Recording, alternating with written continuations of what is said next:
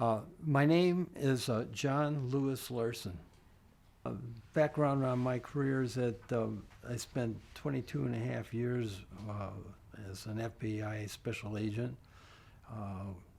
My responsibilities there were I was on a reactive squad, and on that squad I learned about evidence and evidence collection, and I turned around and developed one of the grandfathers of the evidence response team program that's used throughout the world now. And being on a reactive squad was probably the highlight of my career.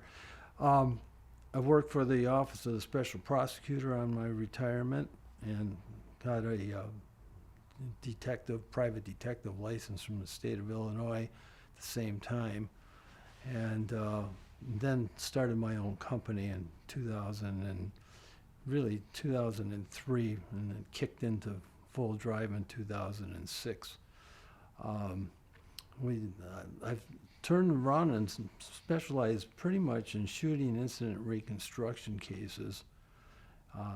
That's kind of the general background. I'm a former United States Marine, and have had combat experience, and so there's that. And this is an unusual part of my career, is that for 9.5 years I worked with special needs kids, mostly emotionally disturbed and special. They call them special needs now, but they actually mentally retarded children and special learning disability kids with problems. And somebody asked me once in an interview, what would that have to do with anything in the FBI? And I said, matter of fact, it was probably the best training I could ever have to get in the FBI, working with people that don't fit in the right pegs. And they taught me more than I taught them.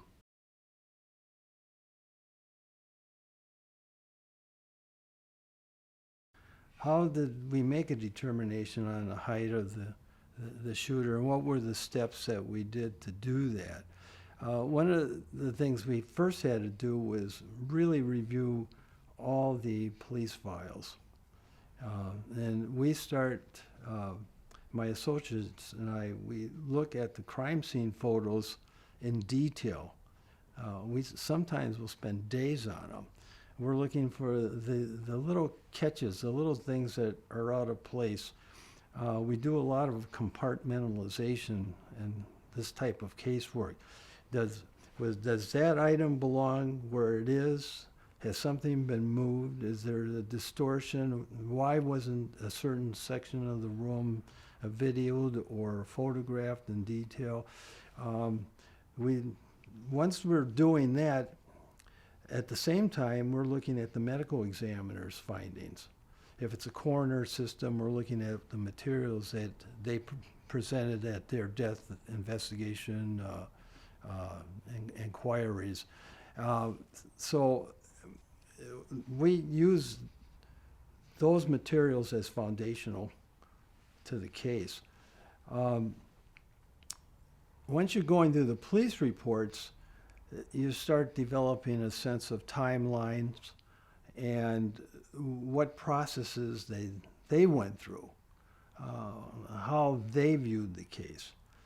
And then there's 12 steps and we're looking at throughout the whole investigation. The first couple steps are, did they do a preliminary survey, the detective or the crime scene people, when they walked into the scene? Did they develop and document and create a narrative of the scene?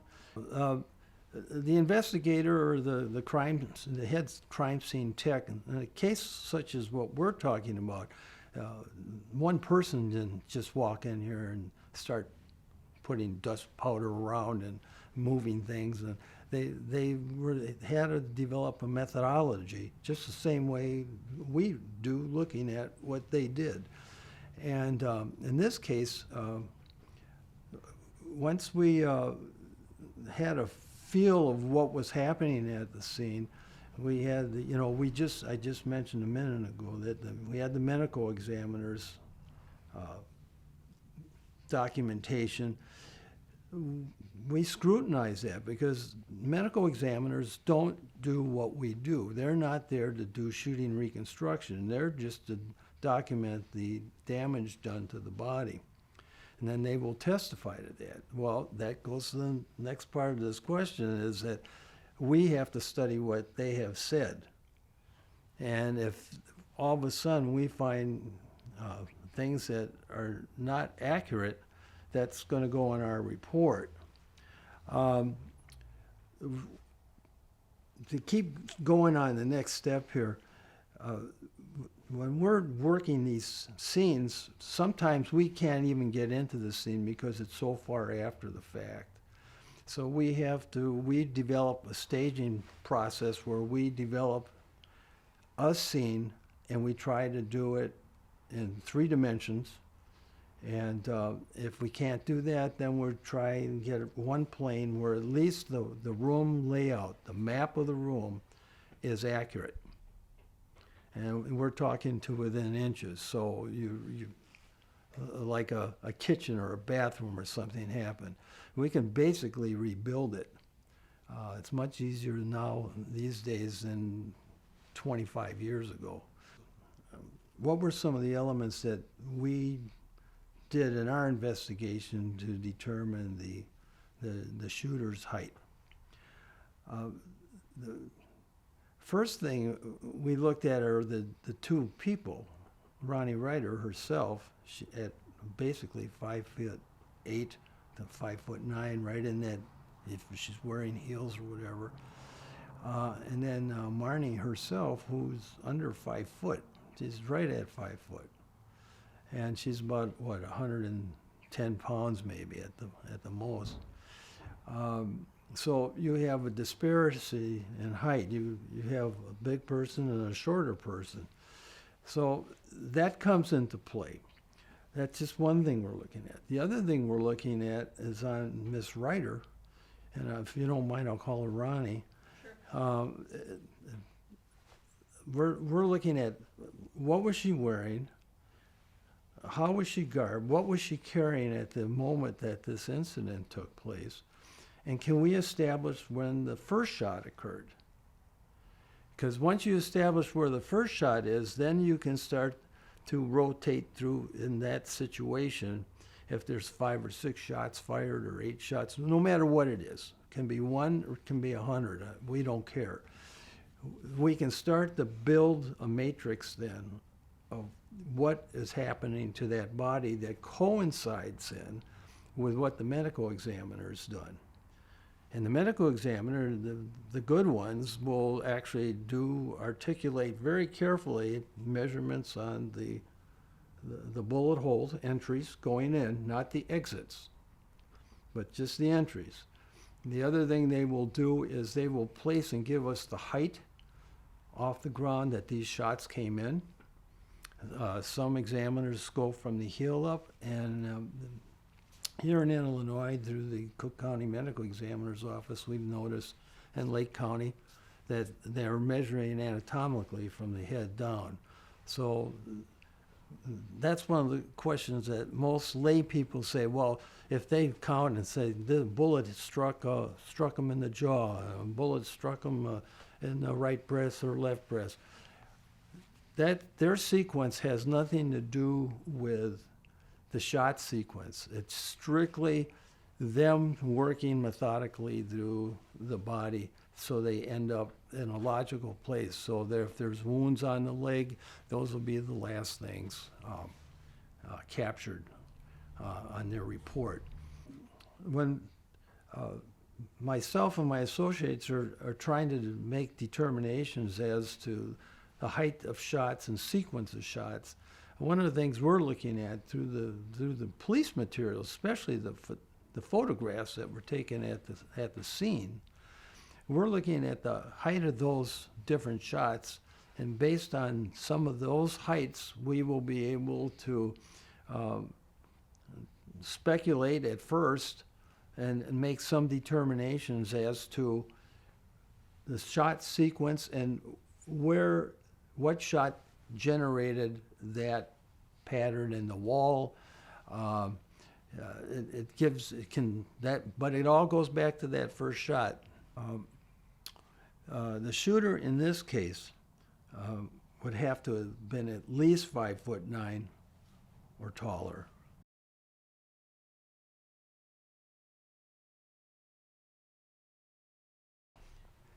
The question came up about did we receive all the photographs in this case associated with the initial crime scene workup? And the answer was we didn't, and we ended up doing some affidavits and getting the Deerfield Police Department to generate those for us. And when we looked at them, the defense wasn't given some of these, and it clearly showed that they were trying to make a determination as to the height of the shooter at that time.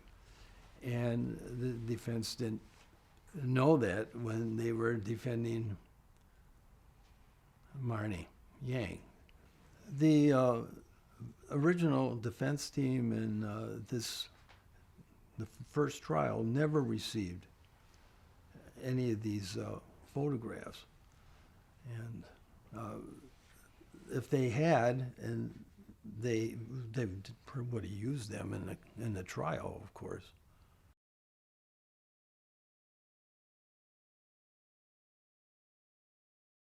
What is the methodology in doing this work? One of the things we do is we develop and we create our own mannequins, and we find a model of similar height, weight, and we put them on a heavier foam, big sheet, and we cut them out. We literally cut them out. And this gives us a form to work with and insert trajectory rods in the areas that the medical examiner has plotted out for us. And once we have those, then we have the rod, and there's a rod with a head behind me, and what we can do is literally put a laser on the end of that rod, and that will give us a trajectory. And if we're in a room setting and we get lucky enough to actually go into a site where it's all there for us, we can actually plot that out and show where that laser is striking. And a lot of times what we have actually done is traced a bullet to a projectile to an area, and it's pretty detailed and pretty accurate. And in this case, we had a number of shots, and so we set it up so that you could use a laser on every one of them. And once we determined that first shot again, we were able to set the mannequin up, in this case Ronnie, at the appropriate height, and her full height, and then we set scales and vertical scales all around, so there would be no question of what we did to establish the height. And then we know the height of Marni, and we have a generated height of the shooter, and then we do a double laser study. And that's what locks this all in place, is that laser study.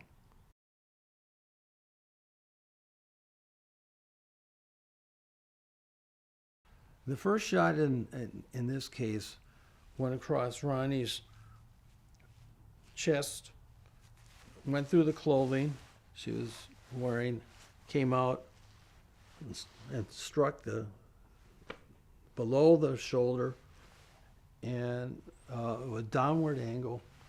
So we had something going like this across. And then if you're talking about Marni, what that would have looked like, it would have looked like this going up through the shoulder.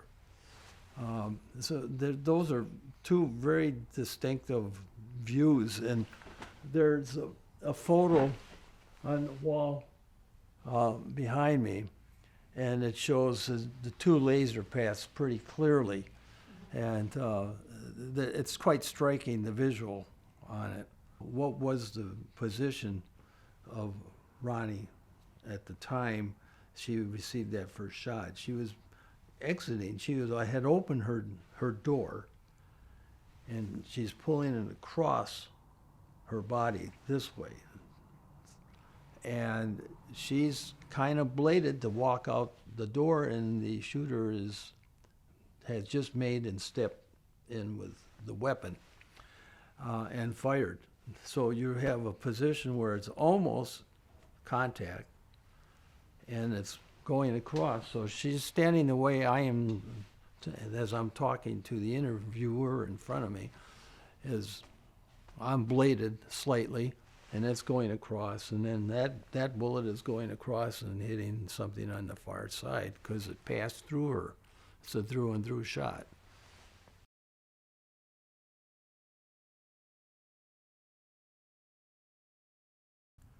Well, the actual work he did in his report, I thought was good. Every bullet hole is measured in detail. He did put trajectory rods in. He photographed those rods in the body. He established the different shots and what they look like, and we, of course, used those. I found nothing wrong with that element of his reports. They're fine. It's when later on, when he got into a trial setting, and my associate can talk to you about that part of it, that I have a real problem with.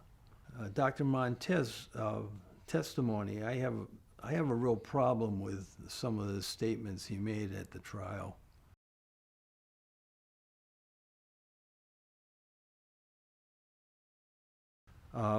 My associate got into the vehicle that she allegedly was driving on the date of the incident, this rental car.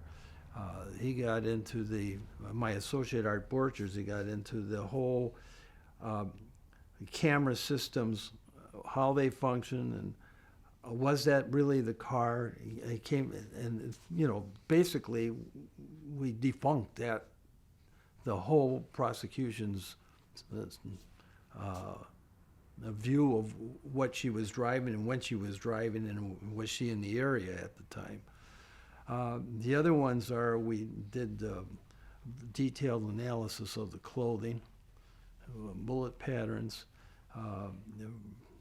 and we were kind of like the conduit for the ballistics, a really close ballistics examination done by Carlos Rosati, former FBI laboratory firearms expert.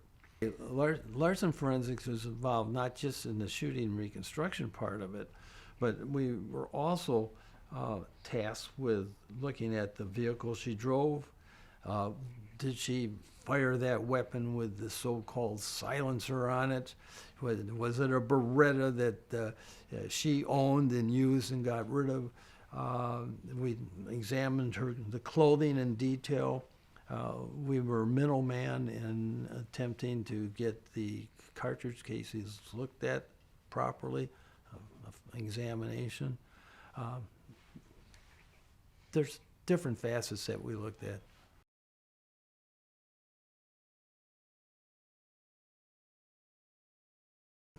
Our investigation has shown that Miss Marni Yang is not the shooter in this case.